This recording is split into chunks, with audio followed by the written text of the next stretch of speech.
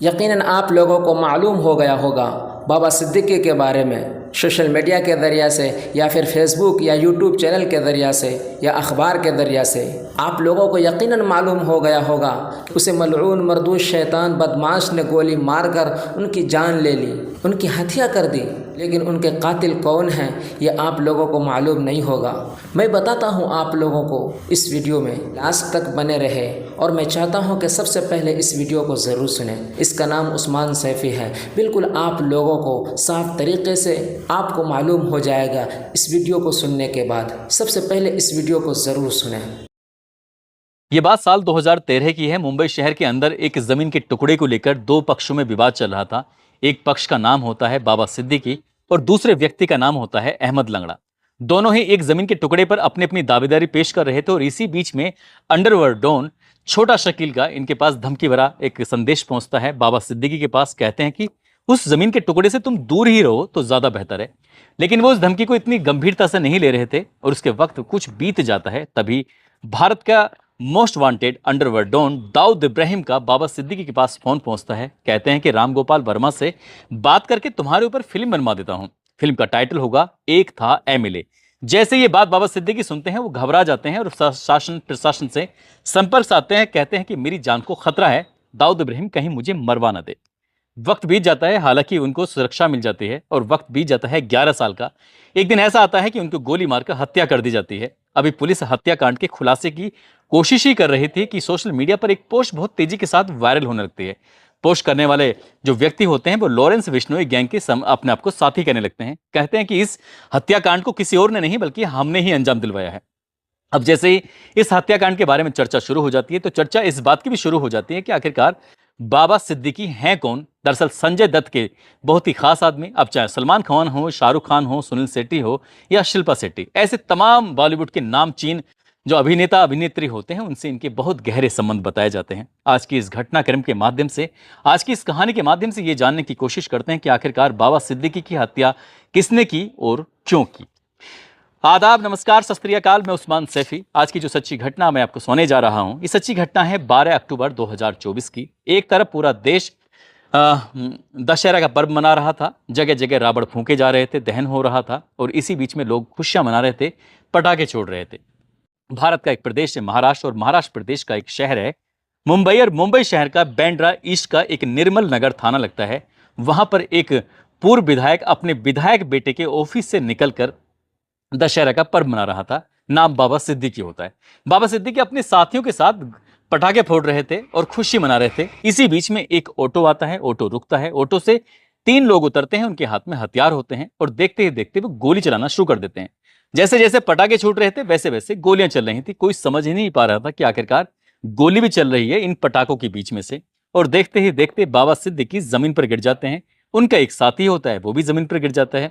इसी बीच में जब कांच में यानी कि गाड़ी के शीशे में, जो बुलेट प्रूफ गाड़ी होती है उसके शीशे में जाकर गोली लगती है, तब पता चलता है कि यहां तो किसी ने गोली चलाई है। बस भगदड़ मच जाती है।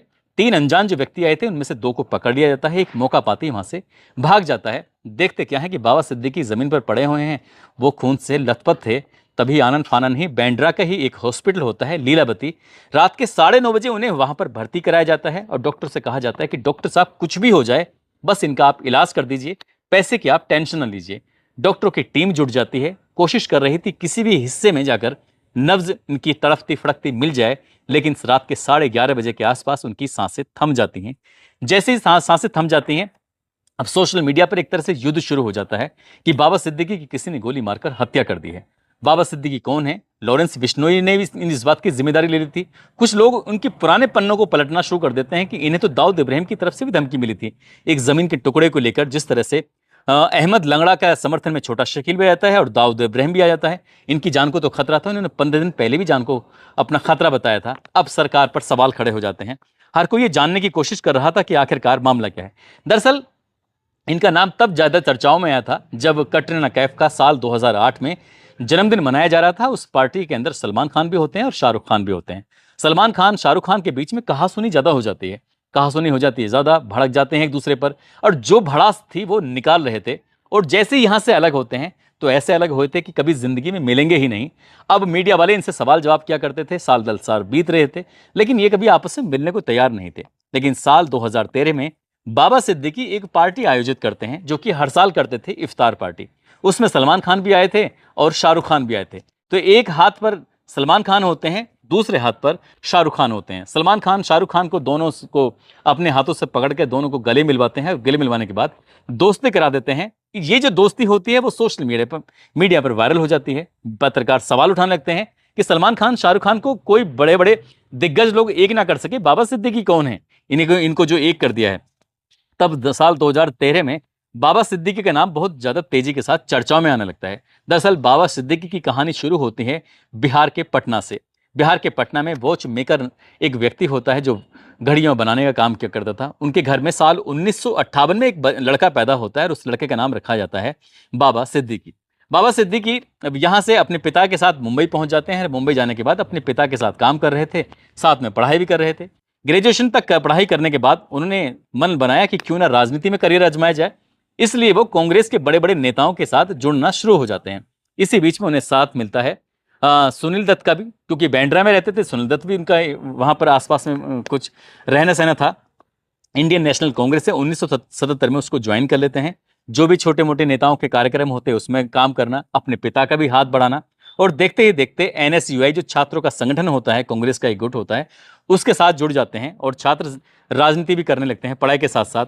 आगे वक्त बढ़ने लगता है। 1980 में यूथ कांग्रेस बांद्रा के महासचिव चुन लिए जाते हैं और जैसे जैसे कांग्रेस में इनकी नजदीकियां बढ़ रही थी, साल 1988 में मुंबई यूथ कांग्रेस के अध्यक्ष भी चुन लिए जाते हैं। एक बड़ी जिम्मेदारी मिल जाती है और 1992 में मुंबई नगर निगम के ये पार्षद भी चुन लिए जाते हैं। जब ये इनकी राजनीति में दखल बढ़ने लगती है, उधर संजय दत्त से दोस्ती इसलिए हो जाती है क्योंकि सुनील दत्त जी से मिलना जुलना होता था। संजय दत्त इनके हम उम्र होते हैं और गहरी दोस्ती हो जाती है।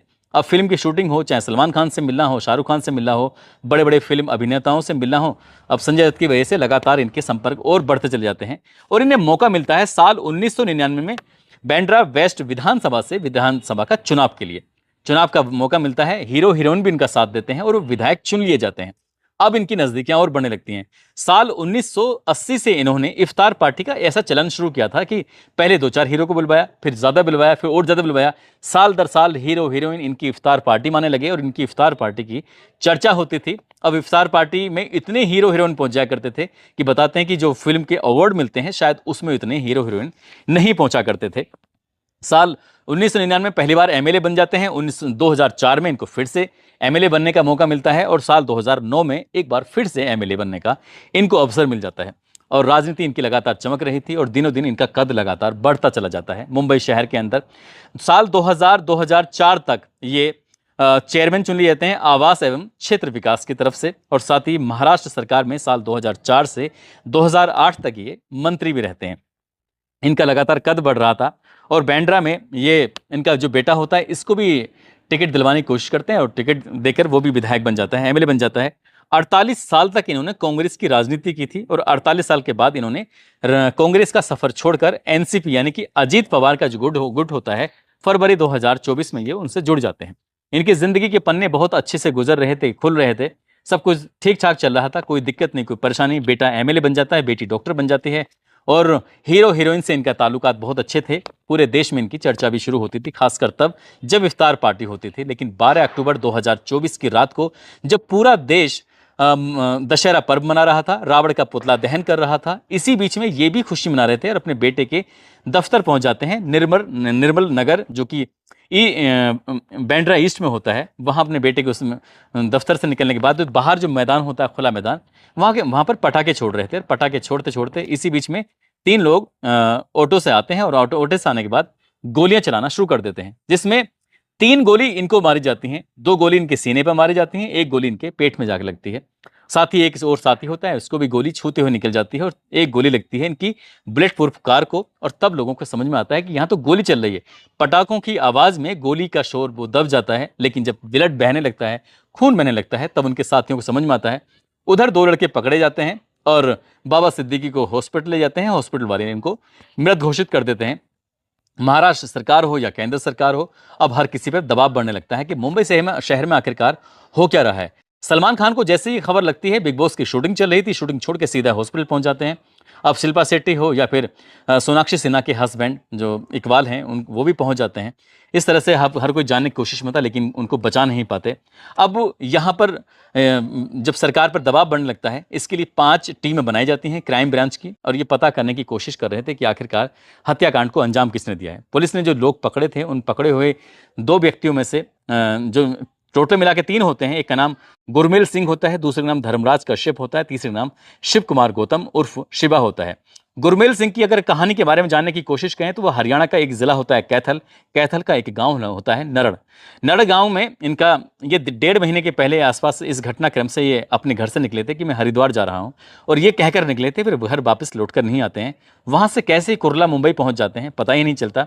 लेकिन जब पुलिस वालों ने इनके घर जाते हैं, इनके बारे में इनकी हिस्ट्री को खंगालने की कोशिश कर रहे थे, तो गांव का एक व्यक्ति होता है सुनील, उससे किसी बात को लेकर विवाद हो जाता है, और जो बर्फ काटने वाला तोड़ने वाला एक सुआं होता है, उस सुएं को पकड़ते हैं और एक के बाद एक सुनील को लगभग साल 2022 में 52 बार उसको बार कर देते हैं।